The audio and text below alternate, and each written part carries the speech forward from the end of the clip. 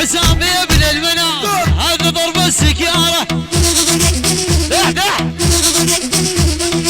حسام يا ابن المنام هذا ضرب السكيارة. عازفنا ما هو مقصر واسمع دق السمارة. عازفنا ما هو مقصر واسمع دق السمارة.